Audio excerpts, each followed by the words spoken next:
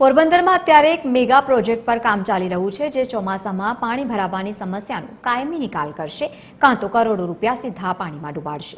તો શું છે એ પ્રોજેક્ટ, જોઈએ આ ખાસ રિપોર્ટમાં.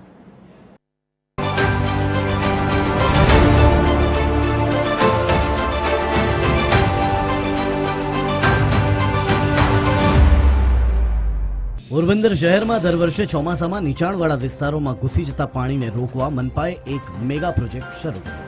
આ પ્રોજેક્ટ હેઠળ 3 નવા પમ્પિંગ સ્ટેશન બનાવવામાં આવી રહ્યા છે, જેમાં બીલા ફેક્ટરી અને ચાળેશ્વર મંદિરથી સીધા દરિયા સુધી વરસાદી પાણીના નિકાલ માટે નવી પાઇપલાઇન પાથરવાનું કામ અંતિમ તબક્કામાં છે.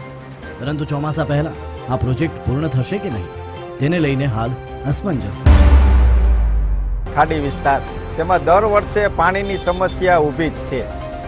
અત્યારે મહાનગરપાલિકાનું કામ હું એટલું જ કહું છું કે સારું છે, પણ આ સમસ્યા જે છે વર્ષો થયા કે પાણી નિકાલ થતું નથી. મહેરબાની કરીને હાથ જોડીને હું વિનંતી કરું છું તંત્રને અને મહાનગરપાલિકાને અને સર્વે અધિકારીઓને કે બે હાથ જોડીને વિનંતી કરું કે આ સમસ્યા આ વર્ષે થાય નહીં અને વહેલી તકે અમારા રણની સમસ્યા દૂર થાય એવી હું નમ્ર અપીલ કરું છું.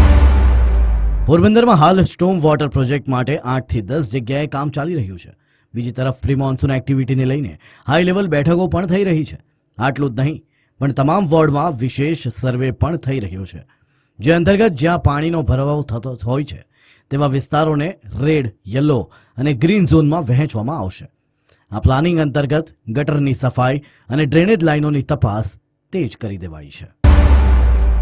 વોર્ડ એન્જિનિયર જે છે એને પોતાના વિસ્તારમાં પોતાના કોર્પોરેટર સાથે સંકલન કરી અને રિપોર્ટ તૈયાર કરવાનો રહેશે.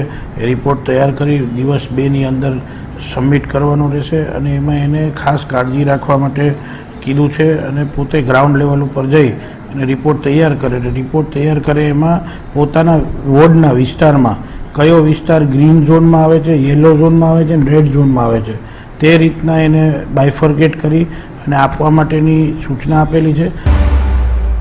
દર વર્ષે જેમ આ વર્ષે પણ કરોડોના પ્રોજેક્ટ હાથ ધરાયા છે, જેના થકી જનતાની તકલીફ ઓછી થશે તેવી આશા સેવાઈ રહી છે.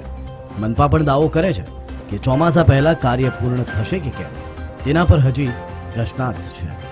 જીતેશ ચૌહાણ, TV13, પોરબંદર.